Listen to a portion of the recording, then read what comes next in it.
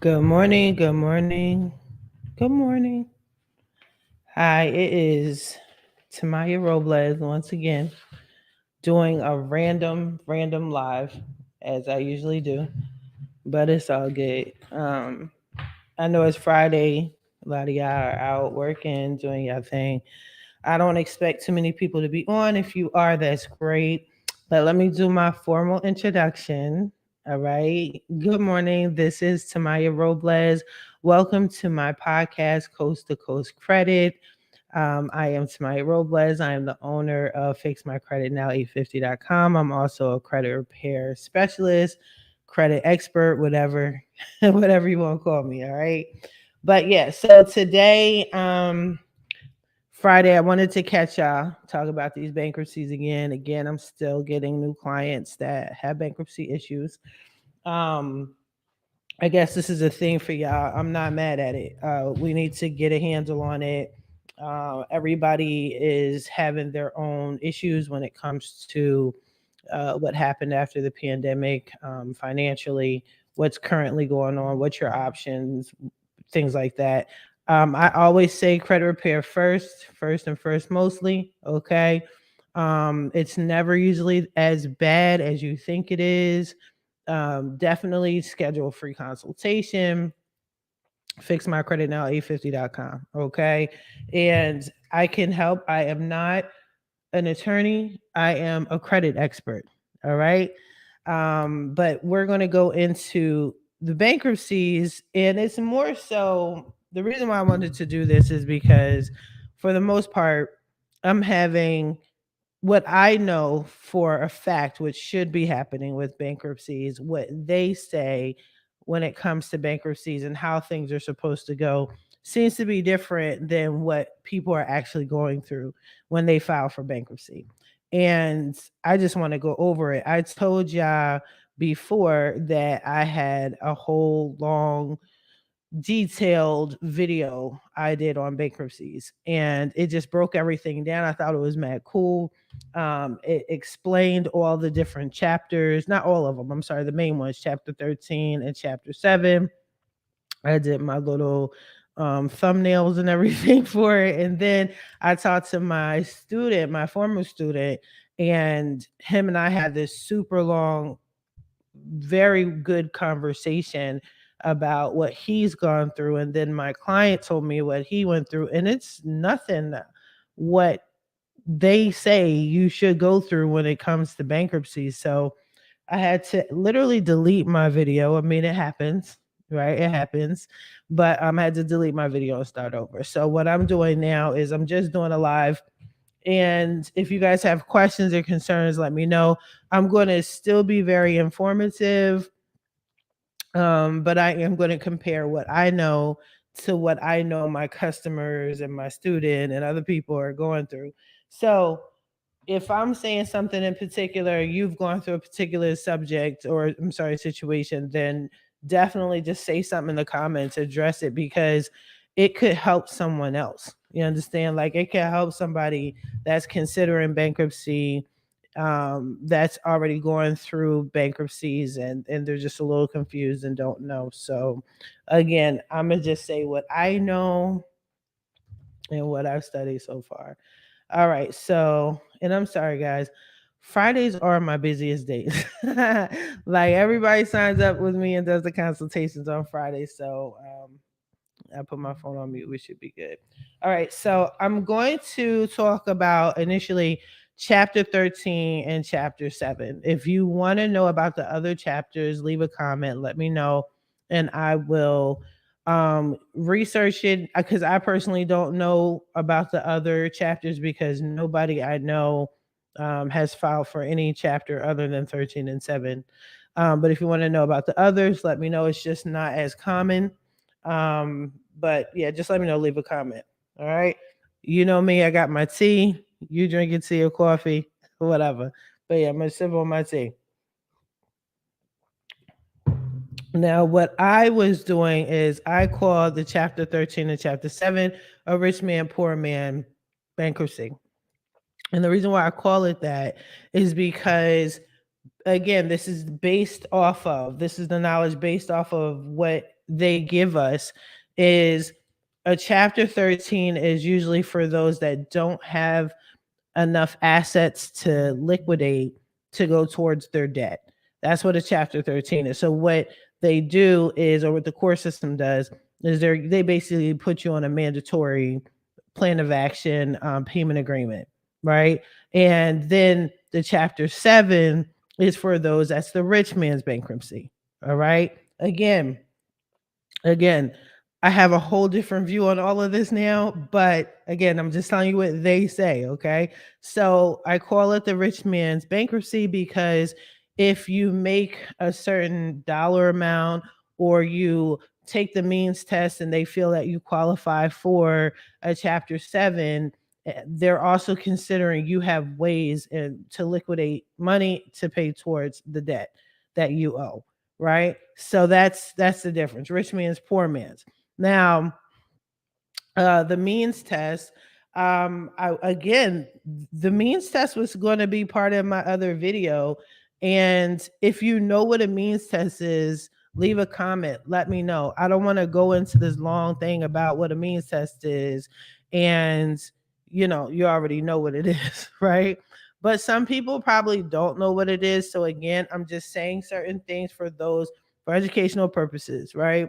But you take a means test. We take means tests for different situations, like you might not even know. Like if you've applied for welfare, any sort of government assistance, and you fill out an application, you're taking a means test. There's certain questions where they're trying to figure out whether or not you do have access to money, if you can pay a loan back, so on and so forth, right? Now, you can, if government related, I think I said that. So government loans, government stuff, student loans, if you ever apply for a student loan, and here in bankruptcy court.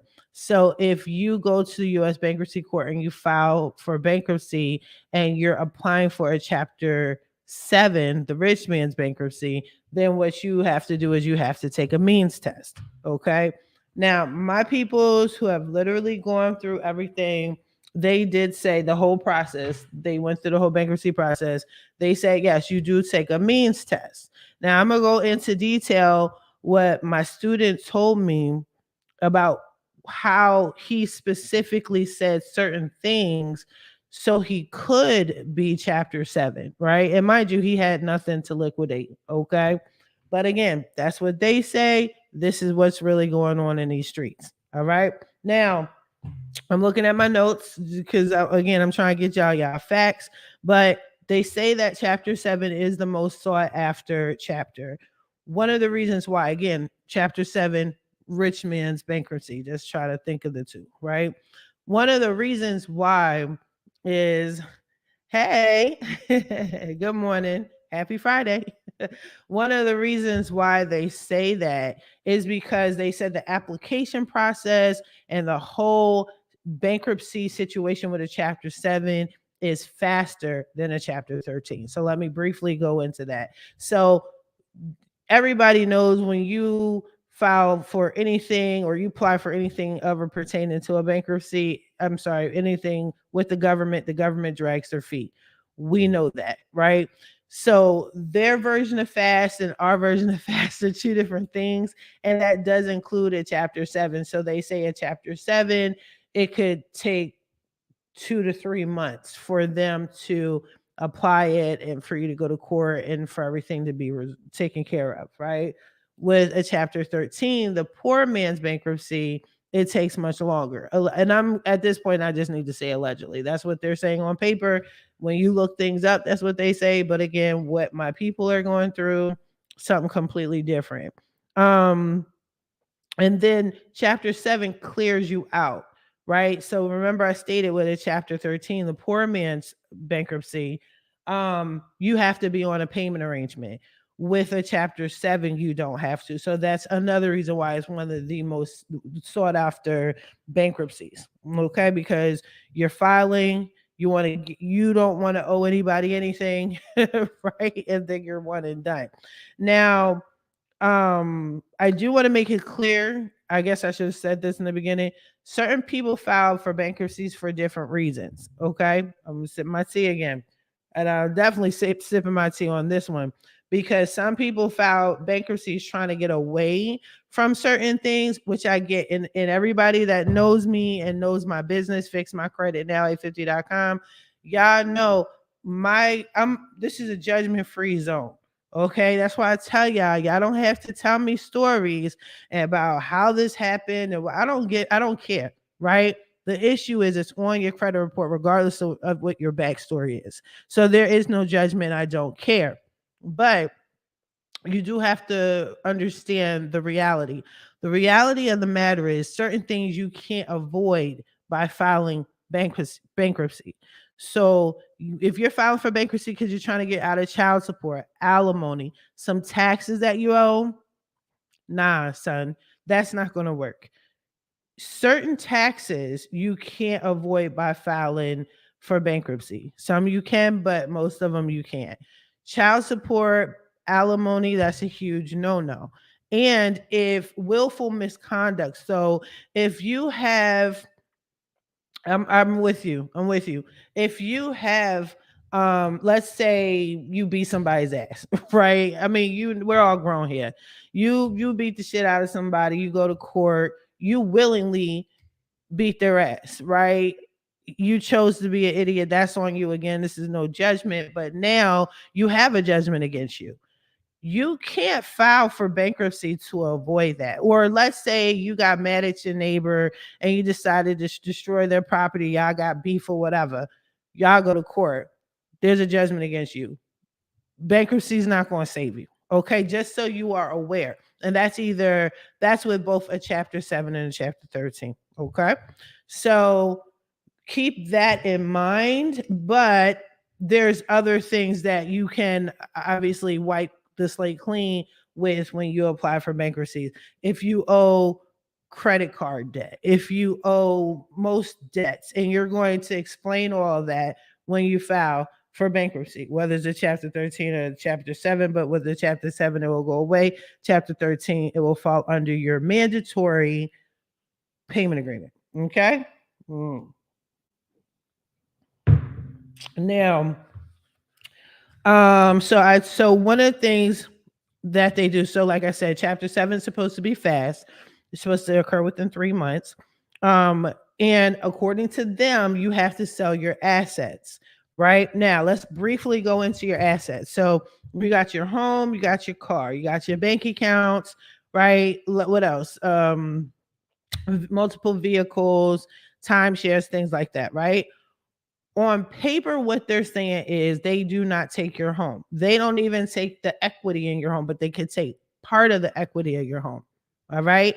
So for those that think, oh my God, if I file for bankruptcy, then I'm going to lose it all. If I file for chapter 7 or whatever, you're not going to lose it. Okay. And think of the mentality behind that. So the mentality is if we, the government, take your home, you have nowhere to live. And they don't want to be responsible for that, right?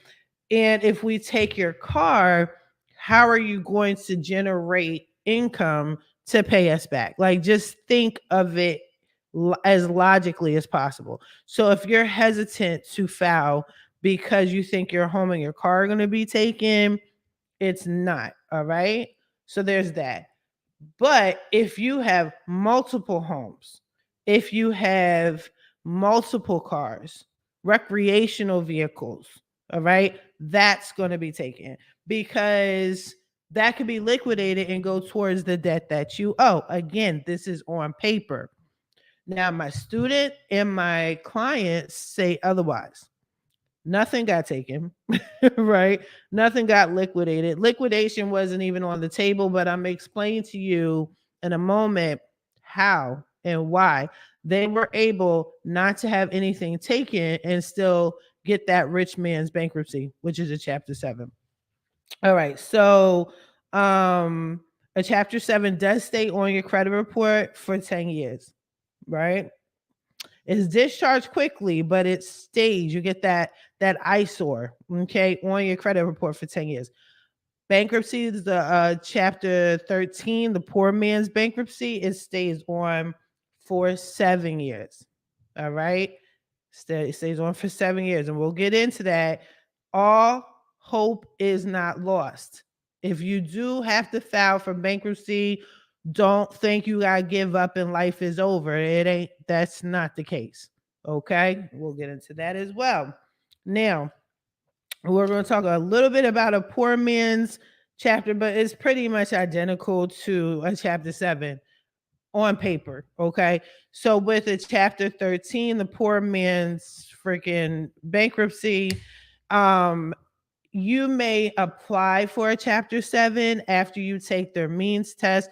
The US bankruptcy court may say, nah, you need to be over here with a chapter 13, and the process takes longer. Okay. The whole process takes longer than a chapter 7. And you do get to keep everything. You get to keep all your assets on paper. Again, this is what they say. All right. You get to keep everything, but you have to be on a payment arrangement, and you got to pay that joint regularly, on time, no mishaps. Now, one of the things that you can, I guess I should have said this, you can include if you want, and I'll talk on this, I'll speak on this very briefly, are your student loans. So your boy Biden, who's trying to claim this whole student loan thing, these discharges that were going to happen either way. Um, your student loan is discharged. Your student loan is discharged. Like, fuck out of here. They were going to be discharged either way, whatever. But some people put their student loans under this bankruptcy, under this poor man's bankruptcy.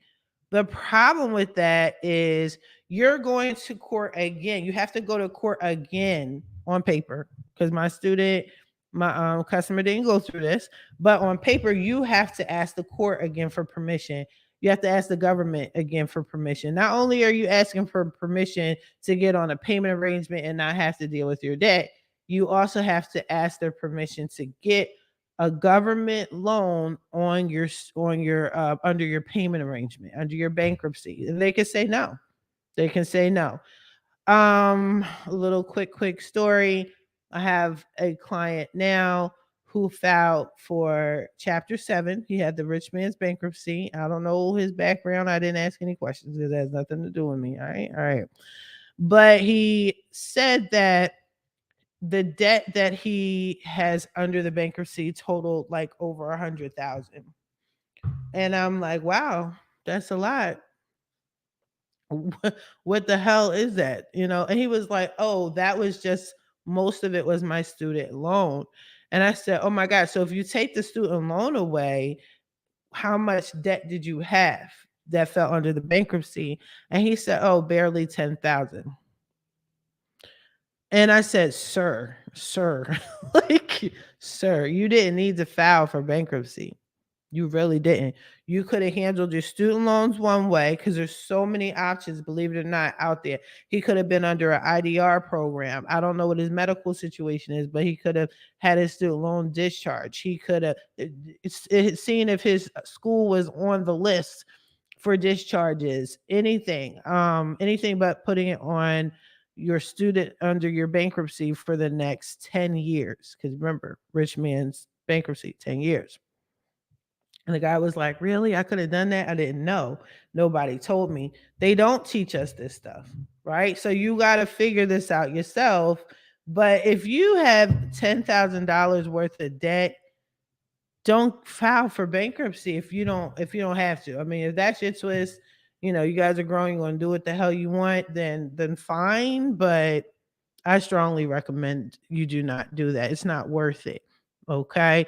You can make payment arrangements. You can make settlements.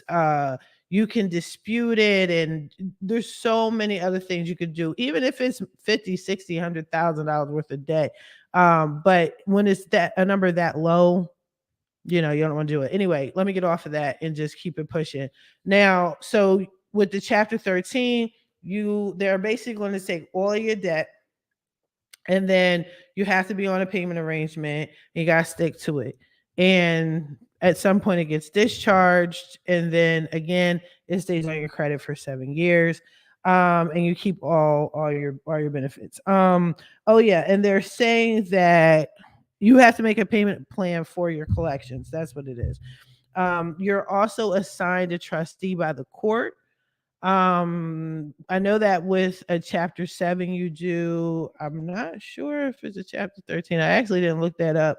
But the people that I know that have a 13, they didn't mention a trustee. If you guys out there, if you filed for chapter 13, did the court give you a trustee? Just let me know, because I see it with a 7, I don't see it with a 13. I'm gonna say I doubt it with a 13, because all you're doing is just making a payment arrangement. Now, another thing that they're saying is that for 13 you have to have a counseling. Okay. But my people said that you had to have financial counseling with a chapter 7. So even though they filed a chapter 7, they had to set themselves up with some sort of financial counselor for a chapter 7 in order to get approved for a chapter 7 without liquidating any assets. You see how that works? They got around all the stuff that I'm telling you, because what's really happening in these courts, there's something different, right? Something different. They're saying one thing, but when you get there, it's something different. Now, let me see, chapter 13. Um yeah, it's pretty much it. Like, after you get on that payment arrangement, everybody's supposed to leave you alone. Chapter 7, you know what I'm saying? Your stuff is wiped clean, and it's like a fresh start. You said, I started my chapter 7 and I had to meet the lawyer to determine what is best. All right. Oh my God. This is the lawyers thing is killing me. This is the problem I'm having, that I'm seeing a lot with my clients. You guys are going to these attorneys, okay? And we'll talk about that too, about you not filing. I got so much to say, and I got so much that I learned. I'm trying to tell y'all. And it's bananas. It's going, like, y'all gonna be like, damn, I didn't know that's what was going down on these streets. No judgment. I'm not an attorney. My mother was an attorney. My father has his law degree, but he never practiced. But I'm not an attorney, okay? And they didn't study bankruptcy court and bankruptcies. But let me explain this to you. Well, that's good. At least it was that good. The attorney, when you're filing and you go to an attorney first, what I'm understanding is they're misleading a lot of people. They have people filing unnecessarily. They're anti-credit specialists, and so many people are want to be anti-credit repair, because yes, I'm going to claim it. I've always claimed it, that the credit repair industry could be mad shady. I get it. There's a lot of us out there that's mad shady. I'm gonna tell you now, I'm not mad shady. I'm not shady at all. That's why I make myself known. I'm very easily accessible. You can find me. You know what I'm saying? You can probably figure out where I live at. You understand? But if that's the case, it also takes out the middleman. It takes out needing an attorney. But these attorneys can steer you wrong. Like the man that I just told you that put his $100,000 student loan with his bankruptcy, that is what his attorney told him to do. But that's not what he should have done at all. At all. Right? Now he has this eyesore on his credit report for 10 years because an attorney told him, and then he has to pay the attorney. I had another woman, she didn't sign up with me. I'm sure I'll hear back from her. But excuse me if I'm yelling in your ear. But she filed for bankruptcy. The attorney told her to file for bankruptcy. And again, I asked her how much was her debt, and she said $1,200. And it was like, what? And the attorney's got to be like half of that. You know what I'm saying? That's wilding. She did tell me not to do student loans. Okay, good. You have a decent one so far, I guess. You have a decent attorney. And if you have a free attorney, then that's what's up, you know.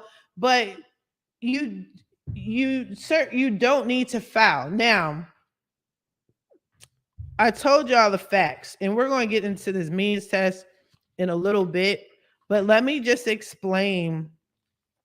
Um, oh yeah, I'm sorry, I'm looking more at my notes. So the debt for Chapter 7 of for a rich man's bankruptcy, your discharge is usually after 4 months. Okay, which is cool. And after that, you don't owe nobody. It's like a clean slate, from what I'm understanding. You're starting off with a clean slate, and that's probably really refreshing. Okay, and I get it. Again, after speaking to my former student and my clients, I have a whole different perspective on whether or not you should file. Okay. Um, Chapter 13, you're committed to a payment plan. The agreement is usually, so your payment plan is usually 3 to 5 years. And at the end, your debt is discharged. So at the end of the whole bankruptcy thing, or I'm sorry, at the end of your payment agreement for 3 to 5 years, then then you're discharged. It's just a lot. So I see why people will file for Chapter 7. It makes more sense. I would rather be debt free within 4 months than waiting 2 to 3 years on some bullshit, right? So, but whatever. Anyway, so again, with the attorneys, I don't recommend you do this. So this is another reason why my former student did tell me that he actually filed on his own. He stated that it wasn't that complicated. He got a particular book. I should ask him for the book. He was supposed to be on, but he didn't. He has some family stuff and he couldn't do a live with me, but he would have been perfect. But he said he just read the book. He said it wasn't even a long book. It was a guide for the most part, and it walked them through step by step how to file for bankruptcies. And he said this was like 5 years ago, and he doesn't have a whole lot of money.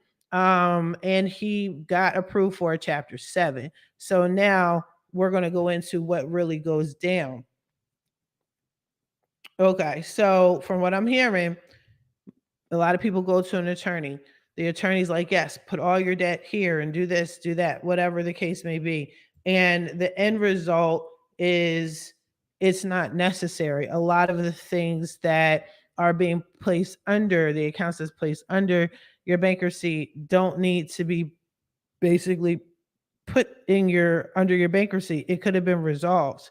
It could have been resolved, and that didn't have to be a debt added, right? But you have to understand most attorneys aren't into credit repair. Just like a credit repair specialist doesn't know all of the laws in every single state. We're not attorneys. We're regular people that know credit and credit very well if you know what you're doing, right? All right. So what's going on is and I'm trying to say this in a certain way so it doesn't come off a certain way.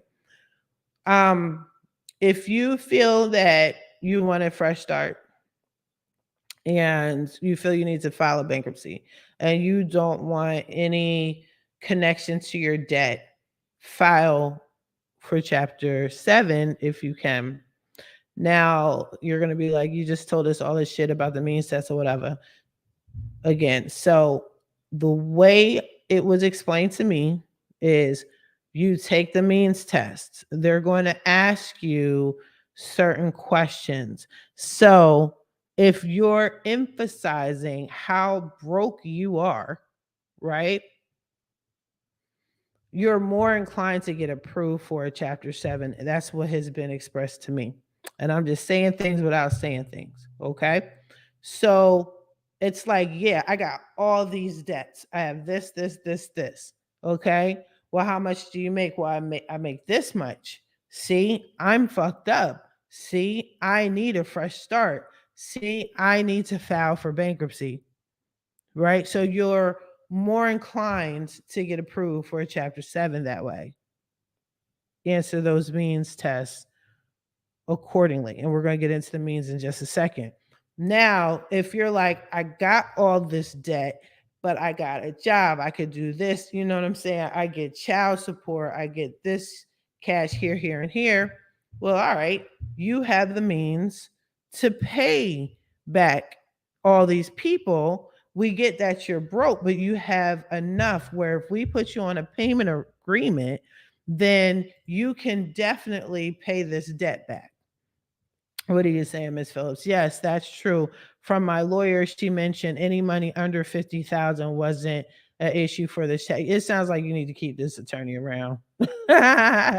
Even after this whole bankruptcy thing, you understand? Like, just keep her around. Just send her a Christmas gift every once in a while. But yeah, that's good. Okay. So, like I said, like I'm not making this up, but I'm giving you the facts that the government gives all of us, right? That's good. So she did your mom's. That's good. That's really good. Now I'm giving you the information that they give us in writing, but what's really going down in the bankruptcy court again is something different, right? So now if you're giving an indication that you can pay people back, then you might as well, according to the courts, right? You might as well just pay them back. Let's put you on a payment arrangement and let's put our foot on your neck for the next 2 to 3 years. Okay. And all this is going to take time. We're going to slow walk it. This is the poor man's chapter 7. But if you're saying the right things, I got a family, or I take care of people, or I'm on a fixed income, whatever, and I got all this debt and I just can't do it, you're more inclined to get a chapter 7. Okay. Now, again, it falls under the means test. Now, everybody I did talk to did say yes, they had to take a means test. So, I mean, that's something they didn't lie about. So let's get into this means test real quick. So again, if you already know about a means test and what it is, just let me know. I won't go into it. All right. I won't go into depth about a means test, but I'm sure there's some people out there that don't know what a means test is. Or you took it and you didn't realize you were being tested. You understand? So a means test is basically, I wrote down, actually I didn't. All right. So a means test is basically a way to figure out if you have a means to pay back a debt or a loan, mostly a loan, not debt. Okay. In bankruptcy court, it's for the debt, right? So a means test, think of it as not, oh, I mean, a means or a way, a means. Do you have a means or a way of paying someone back, paying this debt back, paying this loan back?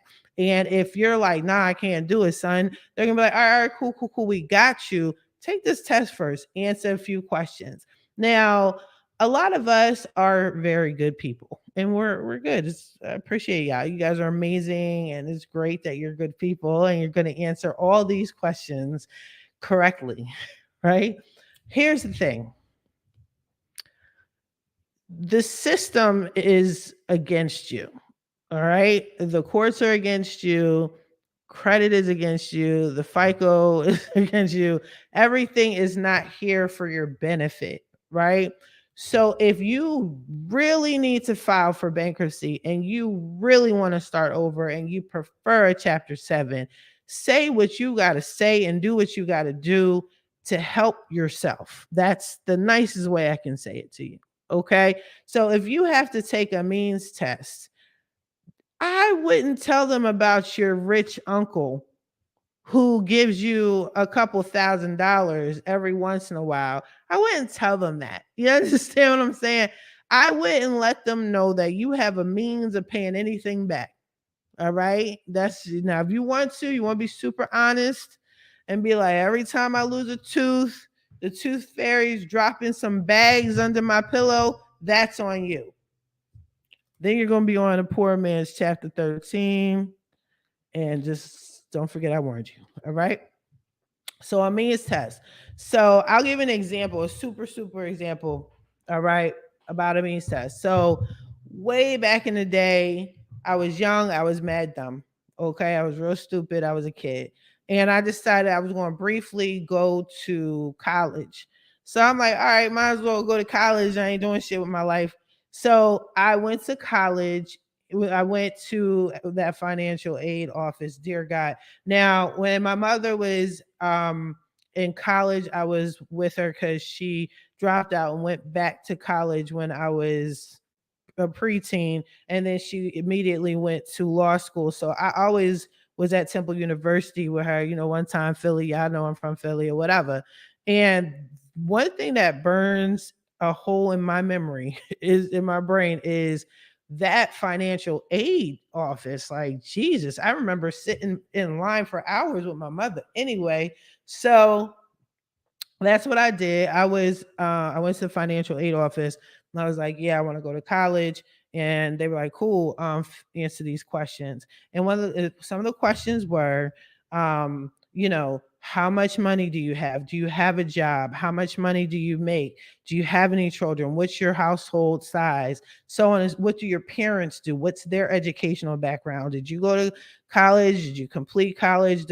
Like all of this, there's like mad intrusive, right? But I'm mad honest because I'm young and dumb. Like, I'm not understanding. I just want them to give me some money so I could go to school.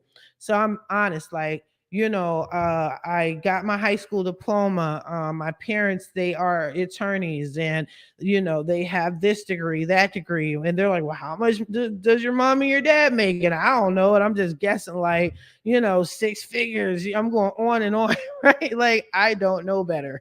Mind you, I'm living on my own. I'm struggling out in these streets, and in my brain, I'm thinking like, I've been out the house since 16. Like, what my parents have nothing to do with me.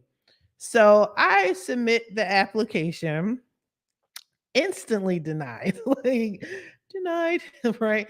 But then they go and say, well, hold on. You do not you're not approved for a Pell Grant. You don't qualify for a scholarship or anything like that. However, if you step over here in this line, we'll give you all the money, right? Sign here, but have your parents sign here too. And I'm like, yo, all right, cool. And then, but I talked to one of my homies. I'm like, this is mad wilding. Like, just for me to go to college, like, I don't want my parents signing this. Like, and they were like, no, no, no. Now that's what a means test is, people, right? So they were like, you say yo shit, not you and your family shit. You say yo situation. And my situation was mad different at that time. Okay. Now I don't judge y'all, so don't judge me, but I'm gonna let you into my business a little bit. All right. During that time when I applied for school, I was, I think, 19, no, I was like 20 or 21 years old. I was on Section 8, no kids. I used to be in foster care, right?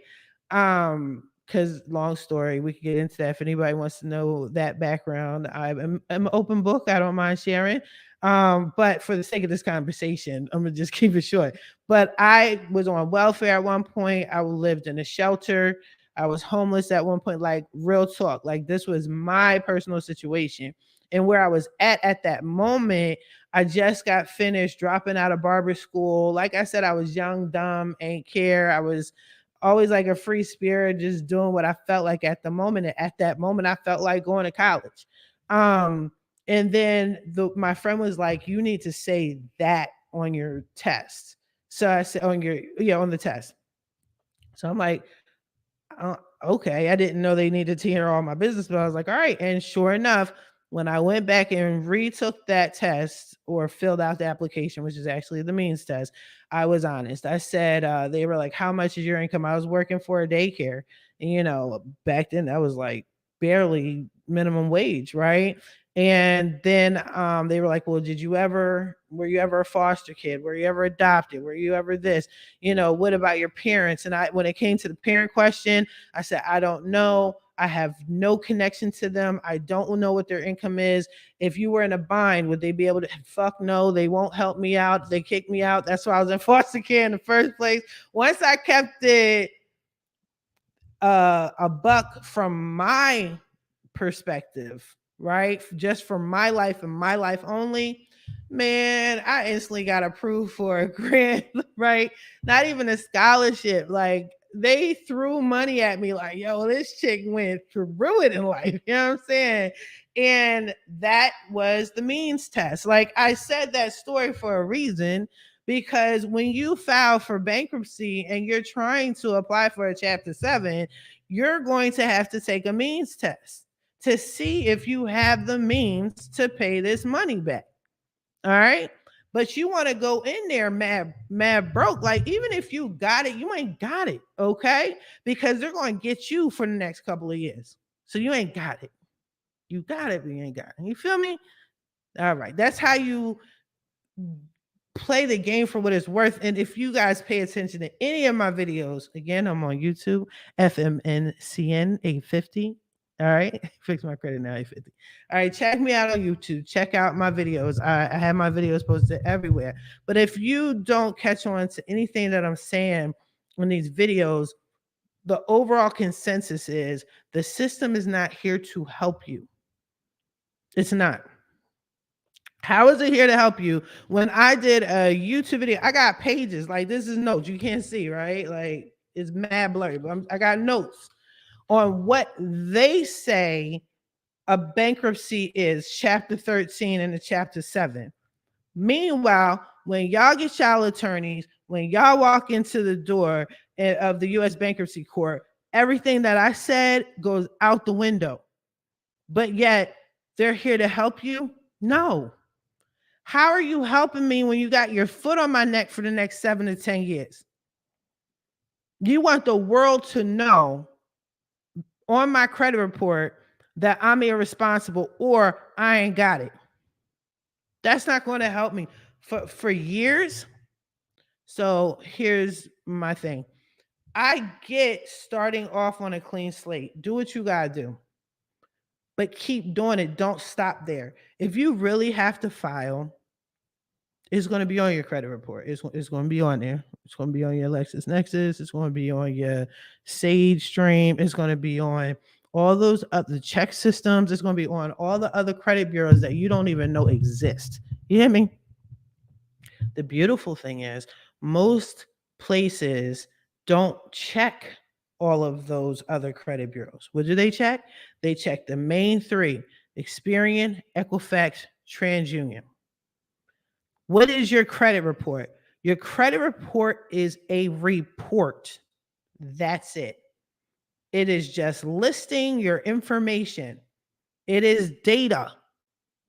Just like when you go to school and your teacher gives you what is it? A grade, your grades, what's your report card. Sorry. Right? It's just a grade of what you're doing, how you've been doing financially. People don't need to know your business like that. So that's where you turn to credit repair. Either you're doing it yourself or you hire someone to do it. FixMyCreditNow@50.com. That'd be great. Right? But either way, you're not saying when you're disputing something that you're not entitled, you're not connected to this debt. You're not saying that. What you're saying to the credit bureaus is, mind your business. Take this shit off my credit report because I got things to do. I got to apply for stuff. And most of the things that you're reporting on my credit report is a violation of my rights under the FCRA because you're not reporting that shit right. And you're doing it on purpose. Like, if you ever look at your credit report, like, it doesn't even have to be something negative. It could be something positive, right? So, like, let's take a positive account that you know you've been paying on time. Let's take everybody I see all the time, the Navy Federal. You got a Navy Federal credit card. Congratulations, because mad people have been trying to get that credit card since forever. All right? So you got 2 Navy Federal credit cards. You paid on time. You love Navy. Navy loves you. You look on your credit report. It's a perfect payment history, all green, right? But if you look at it, one credit bureau is reporting one account number, another credit report is reporting another account number, and the third credit report bureau is reporting another credit. It's only one account. Why is one account showing 3 different account numbers? That's a huge violation of your rights under the FCRA, because the FCRA says that anytime the credit bureau is reporting on your credit report, everything has to be 100% accurate. So if it's one account And one company, just think, one company is reporting to all three credit bureaus. You only got one account with one person, with one. Why are there three different account numbers? Right? If you have, let's say, the date you opened up the account with Navy Federal, you opened it up, let's say January 10th of this year, right? So all three credit bureaus should say you open this account January 10th of 2023. Why does your credit report say you opened it up on New Year's? Why does TransUnion say you opened it up January 1st and then TransUnion said you opened it up January 31st, which happens to be a Sunday maybe or whatever? And why is the other one saying you opened it up on Martin Luther King Day? Guess what? No bank is open on New Year's, or at least it shouldn't be. You can't open accounts or shouldn't be able to open an account. And even if you did, it's not going to say the first, it's going to say the second. That's a huge violation. So I say all this to say this system is not meant to help you. It's meant to hurt you. So therefore, say what you got to say, do what you got to do to play the game. Do anything illegal? Hell no, don't do anything illegal. And some of the things that I say may sound illegal to you because respectfully, it wasn't meant for you to know this stuff. It was meant for them to know this stuff, though. Them meaning the 1%, them meaning the people that know how to play the game and got that bread. But real talk, what is holding our economy down are poor people. So why would I show y'all the game? Why would I help y'all? Yes, file for bankruptcy. Yes, go ahead. Go ahead. You want to take this mean test? You know somebody that can pay? Yeah, you got a rich aunt somewhere. You about to get an inheritance or whatever. How much education you got? You got your graduates? Oh, so you have the potential to go out and get a real job, right? Okay, boom. Chapter 13 on your ass. Yeah. Play the game for what it's worth. Now, another beautiful thing about filing for bankruptcy, starting over, saying what you got to say to get on to chapter 7 is this. You can still fix your credit. You can still get the bankruptcy removed from your credit report. You can still apply for credit. Okay? You can still apply. A lot of y'all come to me after you guys have been discharged. You know what I mean? Even if you haven't been discharged, just get it off your credit report. It's not an overnight process. It shouldn't take longer than 6 months. But compare your 6 months to 7 years and 10 years. You know what I mean? Think about it. All right. Now, you can build on your credit. You can still get positive credit. You can still apply for a mortgage. Why? Because if you listen to my videos, and I just interviewed a home loan advisor, right? Ashlyn, check that video out. A lot of y'all are checking her out because you've applied. That's what's up. As long as your bankruptcy has been discharged for over 2 years, it could be 2 years and a day. That next day, apply. You're good. You understand? And the game is changing, y'all. Like it's changing. Like these banks are desperate for your business now. The pandemic fucked everybody up, not just y'all, but the financial system as a whole. Think about it. Banks went out of business. Like they didn't have actual bread. Like since when does a bank not have money? You dig me?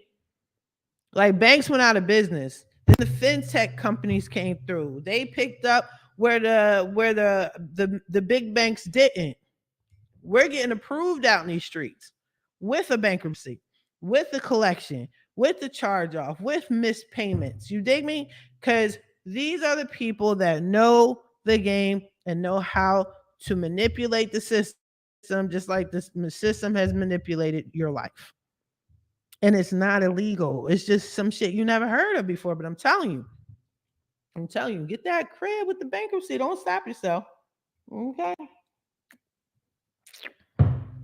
I'm anti bankruptcy just off the strength that, like, my clients are literally linking up with attorneys, and the attorneys are telling them some bullshit that's on their credit report for X amount of years unnecessarily. I'm against that.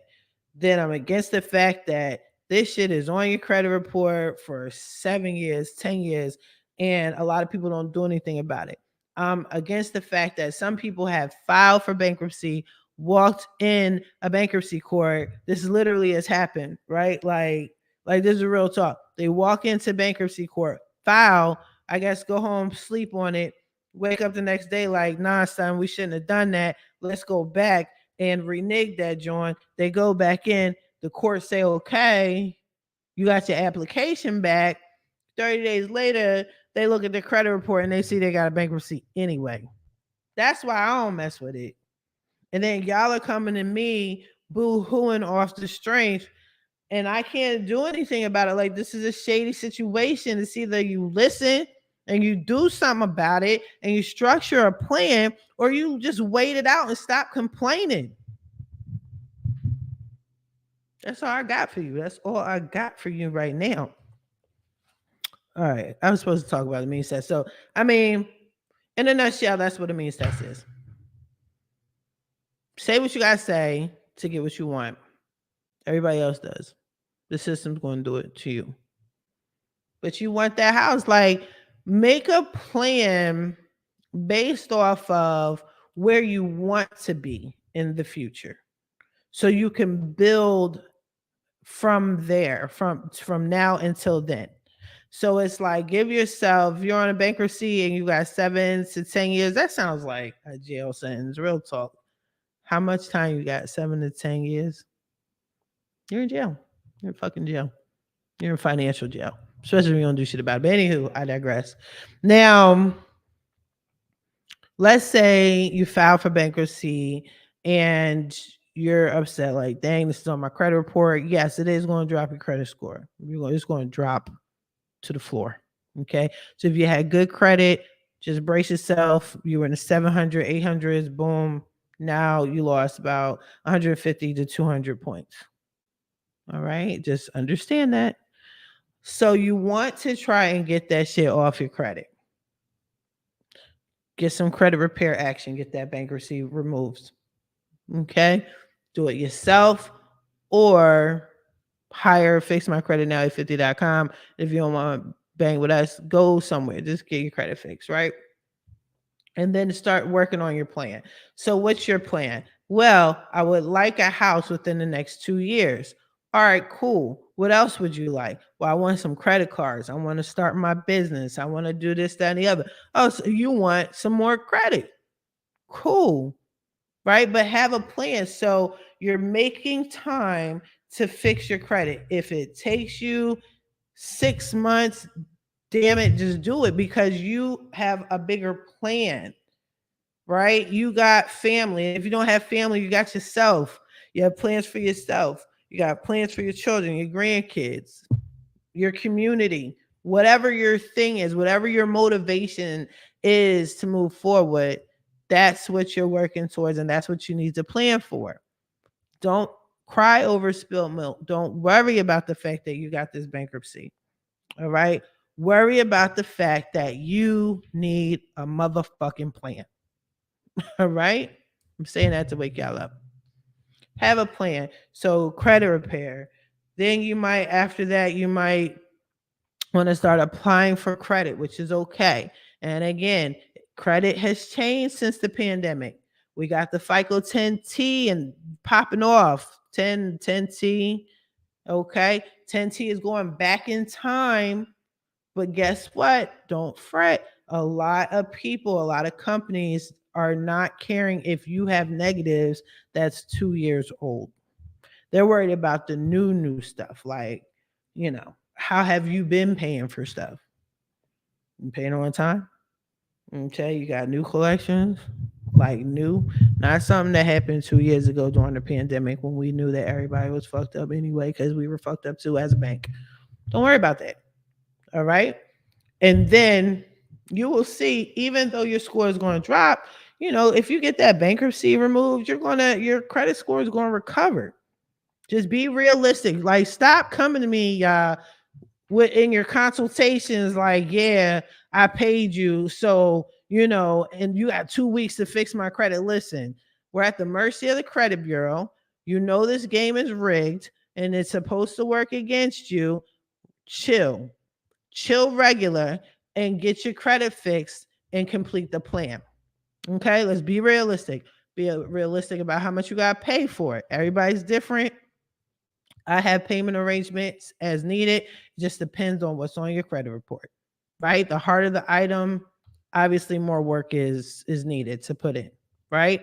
But or there's always the lovely option of not doing shit about your credit. Don't do anything. Just hope and pray that your negative accounts just drop off magically in 7 years. Let me tell you another quick story. All right. I had a client who lived in Detroit, Michigan, and she wanted me to fix her credit. Mind you, sis was like, let's say she was 65 years old. I look at her credit. Now, this goes to all y'all that's like, oh, I'll just wait for it to drop off in a couple years, or it's about to drop off next year, whatever, right? I looked at her credit and she had a collection account from a credit card company that I have never heard of because they were out before I was born and no longer exist. She said that this was a collection account that her mom got her into when she was 9 years old, and it is still on her credit report.